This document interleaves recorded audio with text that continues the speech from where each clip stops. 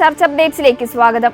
വത്തിക്കാനിൽ ഭിന്നശേഷിക്കാരായവരെ ജീവനക്കാരായി നിയമിക്കാനുള്ള പ്രമേയം പാസാക്കി ലിയോ 14 പാപ്പ. ഈ മാറ്റങ്ങൾ ഉടൻ തന്നെ പ്രാബല്യത്തിൽ വരും. ജീവനക്കാരെ നിയമിക്കുന്നതിന് മുൻപ് നടത്തേണ്ട വൈദ്യ പരിശോധനകളും മറ്റു നിയമങ്ങളും അതോടൊപ്പം നിയമിതരാകുന്നവരുടെ അവകാശങ്ങൾ സംരക്ഷിക്കുന്നതിനുള്ള മാനദണ്ഡങ്ങളും നിയമസംഹിതയിൽ ഉൾപ്പെടുത്തിയിട്ടുണ്ട്. അതേസമയം ജീവനക്കാരെ നിയമിക്കുന്നതിനുള്ള മാനദണ്ഡങ്ങളിൽ വത്തിക്കാൻ സ്റ്റേറ്റ് സെക്രട്ടറി കർദിനാൾ പിയത്രോ പരോളിൻ ഒപ്പുവെക്കുകയും ചെയ്തു. നൈജീരിയയിൽ 5 കുട്ടികൾ ഉൾപ്പെടെ 7 ക്രൈസ്തവർ കൊല്ലപ്പെട്ടു. കടുന സംസ്ഥാനത്തെ ക്രൈസ്തവ ഗ്രാമത്തിൽ ഫുലാനി തീവ്രവാദികൾ നടത്തിയ ആക്രമണത്തിലാണ് 1 വയസ്സുള്ള കുഞ്ഞുൾപ്പെടെ 7 പേർ കൊല്ലപ്പെട്ടത്.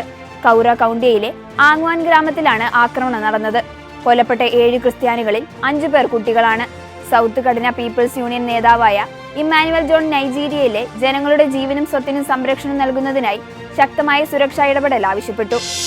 ലിയോ 14 പാപ്പയ്ക്ക് ജന്മദിന കേക്ക് സമ്മാനിച്ച് വത്തിക്കാനിലെ US അംബാസിഡർ.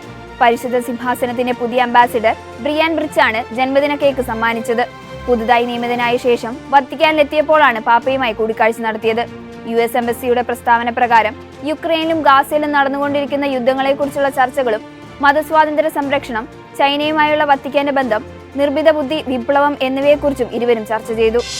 വിശ്വാസത്തിന്റെ സൂപ്പർ ഹീറോ എന്ന പേരിലുള്ള വിശുദ്ധ കാർലോ അക്യൂട്ടിസിന്റെ ജീവിതത്തെക്കുറിച്ചുള്ള കോമിക് പുസ്തകം പുറത്തിറങ്ങി.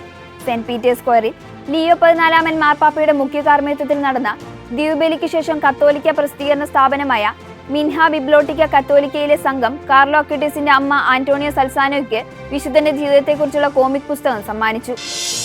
ജീവിത ദുരിതങ്ങളിലൂടെ കടന്നു പോകുന്നവർക്കായി വത്തിക്കാനിൽ സമാശ്വാസത്തിന്റെ ജൂബിലി ആചരണം നടത്തപ്പെട്ടു. ജീവിതത്തിലെ യാതനകൾ, ദാരിദ്ര്യം തുടങ്ങിയ വിവിധങ്ങളായ കാരണങ്ങളാൽ വേദന അനുഭവിക്കുന്നവരോ സഹനത്തിലൂടെ കടന്നു പോകുന്നവർക്കു വേണ്ടി ഒരു ദിവസം മാറ്റിവെച്ചാണ് സമാശ്വാസത്തിന്റെ ജൂബിലി ആചരിക്കപ്പെട്ടത്.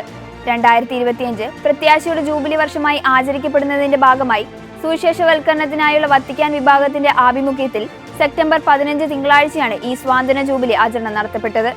ഇതോടെ ചർച്ച് അപ്ഡേറ്റ്സ് പൂർണ്ണമാകുന്നു. നന്ദി.